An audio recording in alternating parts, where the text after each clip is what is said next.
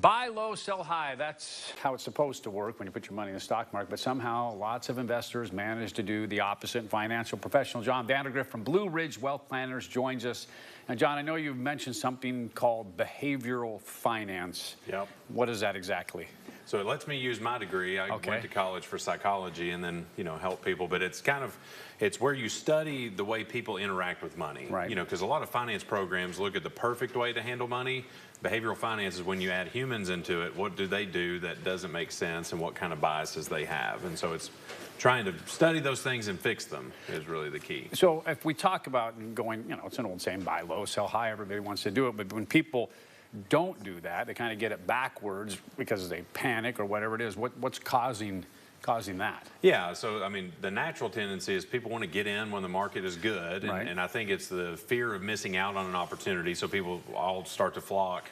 And then, when the market goes down, we naturally want to limit the mistakes that we make as much as we can, and so people will cut out. And so Warren Buffett, is the one who's most quoted as saying, buy low, sell high. But he also says, when people are greedy, that's a time to be fearful, and when people are fearful, that's a time to be greedy. So it helps connect that a little bit more, so that that's the times that you want to go in and avoid the herd that's moving in a general direction with investing. I mean, there's a lot of people we could use as examples. Warren Buffett would be. He's the most well known. He's most well known, and he also did a pretty good job during his. He's not doing a bad job. No, yeah. So he, following in examples, that would be a good one. Talk about biases that people bring to the table and bring to their investment portfolio, and how they get in the way with just letting somebody handle it.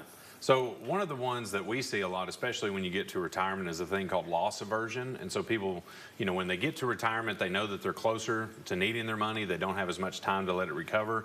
They may go swing to the opposite direction and maybe take a lot less risk than they may be capable of, because they want to limit the overall loss, even though when you look at a retiree, they still need to have some money in more risky things to help with inflation and longevity.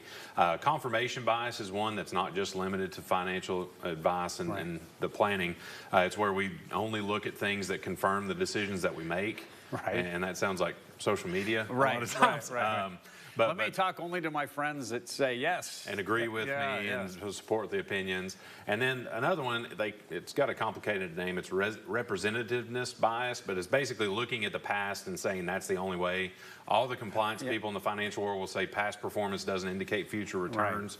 But that is one of the best ways that we can see the track record of the stock market. It's just sometimes people look exclusively at that and think history has to repeat itself. You hear that caveat all the time when something's being advertised. Hey, it doesn't. And it's true. I mean, it's because some people assume, oh, he did it, he did that. How do you get rid of those biases? We'll wrap up with that. How do you? Well, I think being aware that they exist, is part of it. But then having somebody that can help hold you accountable to the things that you do. So, like for us, when we sit down with people and we create a plan, it's our job to really make sure that they stay to the plan.